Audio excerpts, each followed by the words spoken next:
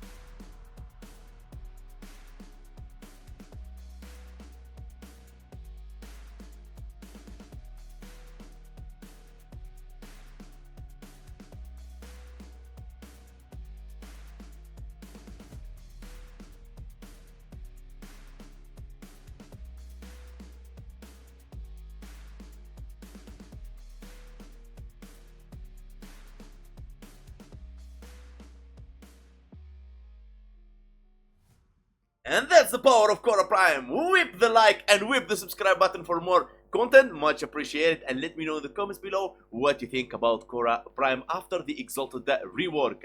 Now, as always, before I build my weapons or my warframes, I rely on my method called DVS.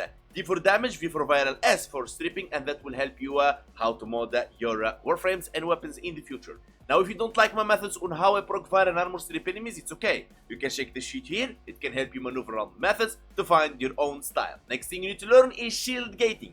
In Warframe, when you receive a fatal blow, you don't die. You lose your shield, you enter gate phase. Means you become 100% invulnerable for a certain duration based on how much shields you have. The idea of shield gating is getting back your shields every time you reach the gate, so the enemies doesn't reach your HP, so you die.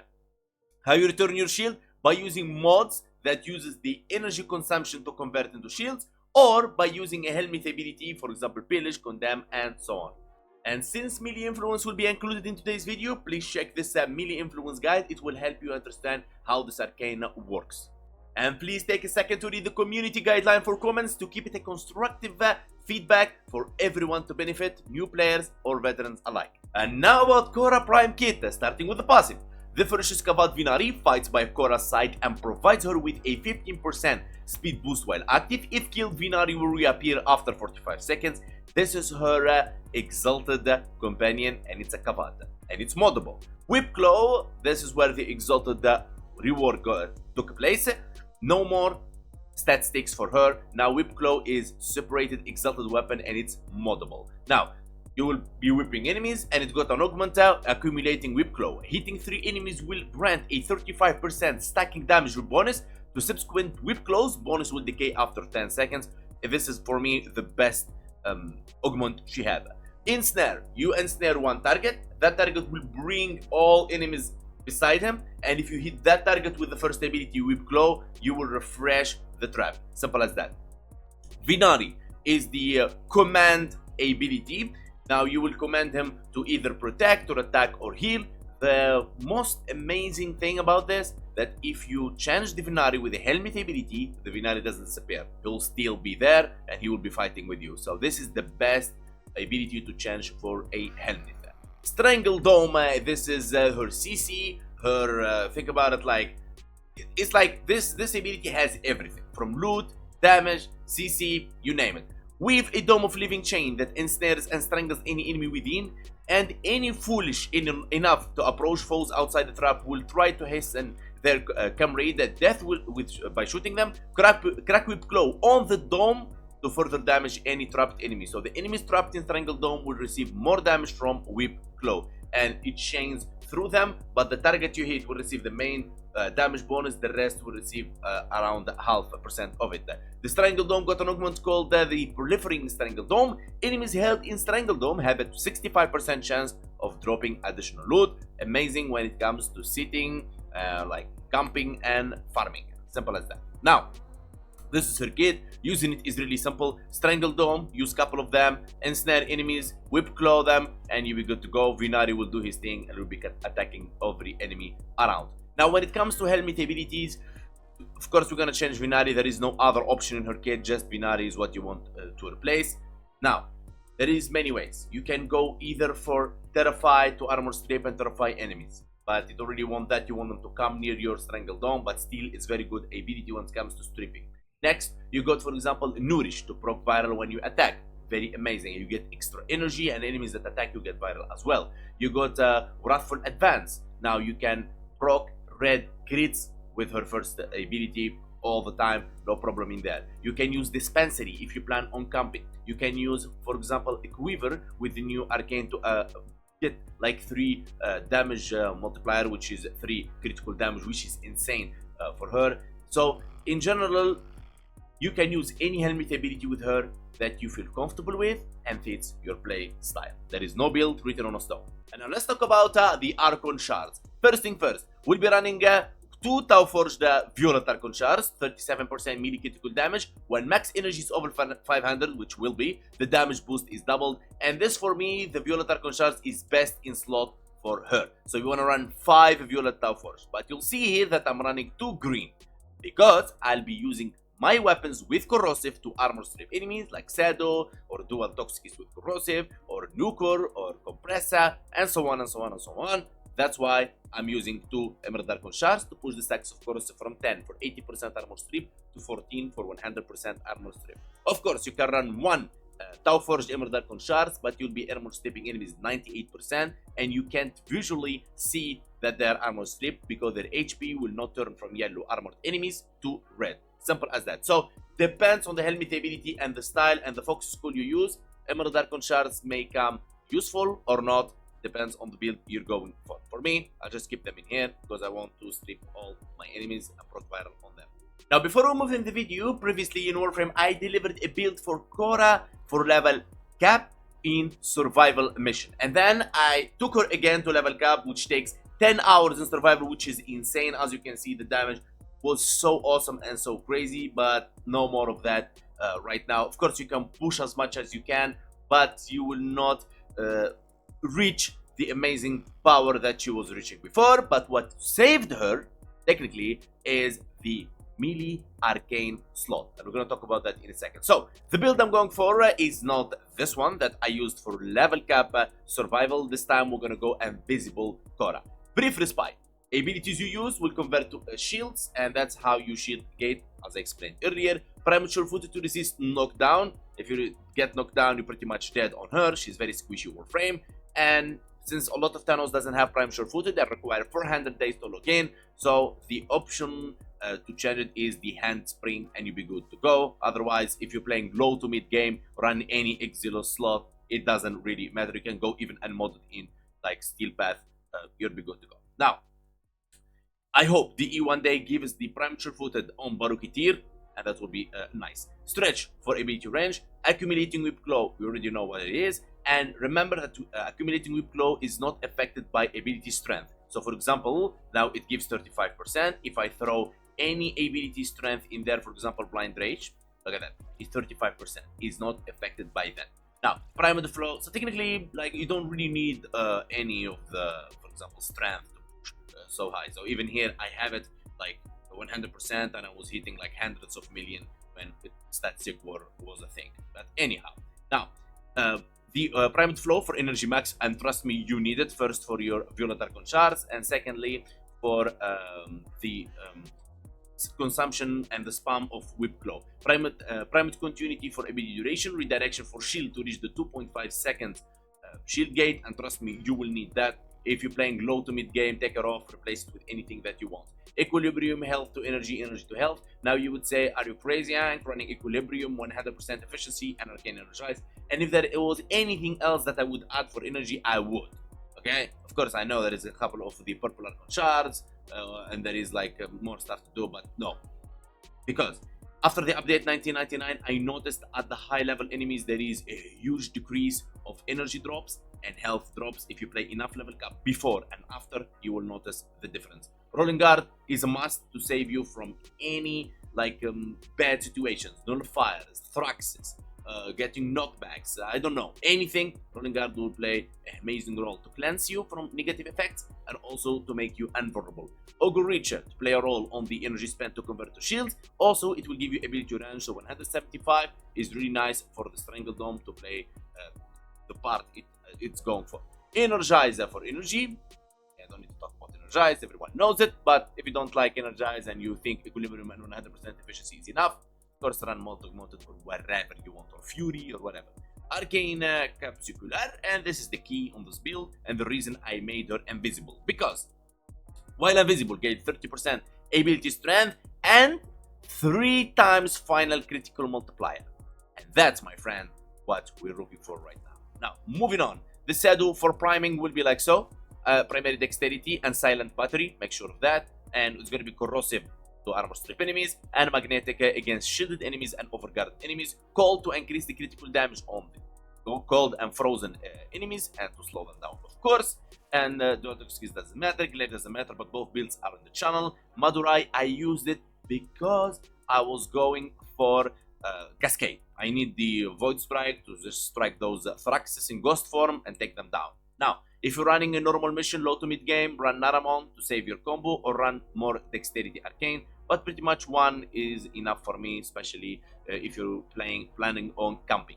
But if you are finding yourself wanting to push Khora, like so much strength, so much shit, and you want to keep her alive without shield gating, without invisibility, run Vazarin, dash on yourself, and you'll be good to go. But I think it's really brain dead to do that, and that's pretty. Or Uniron to armor strip enemies if that's what you're gonna go for. Venari Prime, and this is the build for it, right? There you go. Now Tenacious, of course, Contagious, Prime Instinct, Tech Assault, everything that you need. Now Venari Prime Close, this is the build for it, and I have a build in the channel that Venari taking down level cap by herself. Easy as that. I hope it's a he. I hope it's a she. Okay. Whip Claw Prime. Let's go. This is how we're gonna go. Whip Claw, Organ Shatter. As you can see, we're running 10.2 critical multiplier, my friend, without the Arcane Capsucular. Organ Shatter, Blood Rush, Galvanized Steel, not for critical chance only, but for the critical damage mainly. Condition Overload, because we're gonna prime enemies with either a secondary weapon or our Shadow. Prime the pressure point to increase the base damage. Let me show you really quick. Look at that.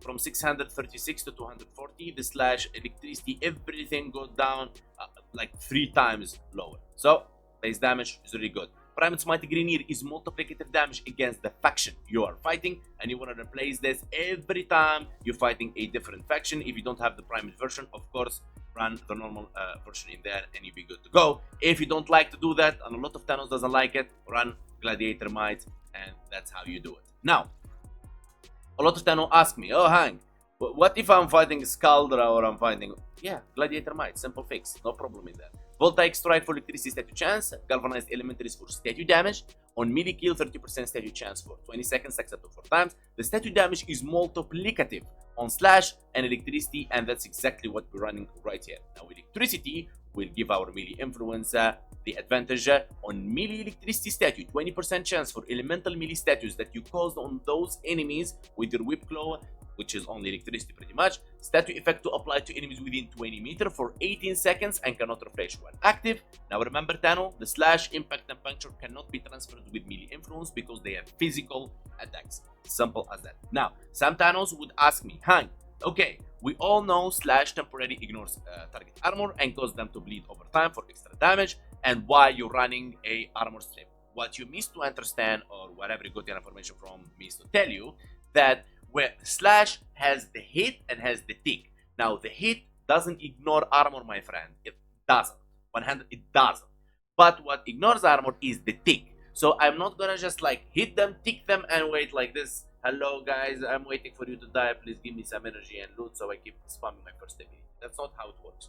So how it works is I slap them with as much high as possible with when their armor stripped, but the enemies that are in the back and get hit and they are not armor stripped, they can get ticked and enjoy themselves with slash love. Now, simple as that. Now, for the companion, I'll be using Nautilus, but of course, if you're running, for example, a loot farm, you want to run, for example, Shisa, Kubro, or something like that. Cordon to pull enemies, Duplex for the clones, Assault to attack, Vacuum for loot, Manifold for more Cordon, Redirection Shield, Armor Health, Reinforced Bond for fire rate, Tenacious Bond for critical damage if your sentient weapon has 50% plus critical chance. The best sentient weapon for me is Verglass Prime, but you need a Riven with CC. I know I don't use any Rivens in my builds, but as you can see right here, it needs a Riven, otherwise it will not reach there even with critical delay. You see that? Oh, sorry, but if you don't have Verglass Riven and you really insist on using Tenacious Bond without Verglass, there you go. Primed Laser Rifle, Volclock, and Burst Laser Prime until you get a Verglass Riven. By the time I'm recording this video, it costs trash from 500 to 600 platinum, so no one scam you around. Alright, so let's go to Simulacrum and check her performance there. Now, first thing you want to learn is that Quiver, not what everyone tells you, is just a boring camping ability. It is not. Of course, you can use it to just camp, but it's not, and that's how the way you play it. For example, if you go Cascade, or you want to move from a tile set to another, or you want to move from a life support to other. What you want to do is you crouch, jump, and turn to the back, and then you can hit your sentient, and you can actually move around. And even you can hit your companion like so, and he will be invisible as well. So remember that. And the most amazing and challenging thing is that you hit your sentient while it's invisible, and that's what makes it so fun for me and challenging, that I want to hit it when it's invisible. Of course, controller and console players will have a bit hard time doing this, but as I know there is a lot of controller players are very good at this, and they said, Hank, yes, thank you so much, it works also in controller, and I don't see any difficulty on it, so I keep saying it works for both. So let's get going. Now I'll be summoning level 230 Heavy Corrupted Gunners Steel Path Edition. We want to summon 20, but only 10 got summoned. Let's go. Heavy Corrupted Gunners, bada beep, bada boom. Alright, so you'll be technically invisible. It doesn't matter on your sentient or just like so. And then you'll be using your Strangled Dome like so. You're going to be casting the Ensnare on one of the targets, either in there or down there. I prefer you put it down there, but anyhow. And then you'll be hitting those targets like so, and they'll be dying. Second, come back invisible, so we get our 3 critical damage fire. Go, and now we are at orange crits, and we can start even priming enemies yet. I'm just not going to put them in Strangled Dome anymore after the duration finish. Go, we're 11 combo multipliers. Of course, you can go for red crits if you use the Wrathful Advance from Prelervo, but then you will need some strength. So you understand now what saved Khora from the nerf of Panic? The melee influence. Okay? Remember that. Melee influence. Technically, she got nerfed, in my opinion. She got nerfed, but as I said, the nerf didn't affect the fact that she can kill level cap. No. The nerf affected the amount of damage you can do with her, okay? But still, melee influence saved the day, and it did good. It did very good, and it managed to like keep her very powerful farming S tier frame, at least for me. That's in my opinion. Okay, so standing, I mean, he's dead before even I ensnare him. Okay, now let's armor strip those guys. They go with the alt fire, as you can see how many elements right there, and that's what we're looking for exactly. Right? Look at that. Boom. Boom. There we go. And then what you want to do, there we go, this guy's stripped, and they're instantly dead because my Venari is really powerful. I hoped he doesn't do that, but he did it anyhow. So let's go one more time. We got like 4 stacks, and then it's armor strip, and then boom, boom, everything will be dead. Everything will be dead. It can't be Verglas and Venari at the same time, performing, and you can show anything really much, really, guys. It's really hard. And also, if I use my dual toxicist, for example, I'll be armor stripping, as you can see at 12. It's made for single targeting, so if like Thraxis or whatever, you can just like take them down. And so you can't go wrong with 2 Emerald Archon shards in any Warframe pretty much, unless you are like using a helmet ability that armor strips, let's say like Pillage, Terrify, and so on. So I hope this helps. Let me know in the comments below what's your style and build for Khora Prime after the Exalted Rework. In the end, I would give Khora Prime 8 out of 10 after the Exalted Rework. I mean, she was for me 10 out of 10 before the Exalted Rework, but now she's still very powerful, and as I said, for me it's still 8 out of 10. When it comes to farming, I would give her 9 out of 10. She's still one of the best farming frames alongside with Necros and so on. Really good, and you will need her almost everywhere in the game, and I highly recommend that you get her. She's worth the investment. As I said, you can use any helmet ability, any Archon shards you want, depends on the build, depends on the style, and of course you can add Archon mods to just adjust things here and there based on what you're trying to achieve on your build. I want to say thank you so much for watching and subscribing and commenting, and follow me on Twitch, Discord, and joining my TikTok. And big love to all the members, especially VIPs and disputed donators and all of donations. Thank you so much, and I'll see you guys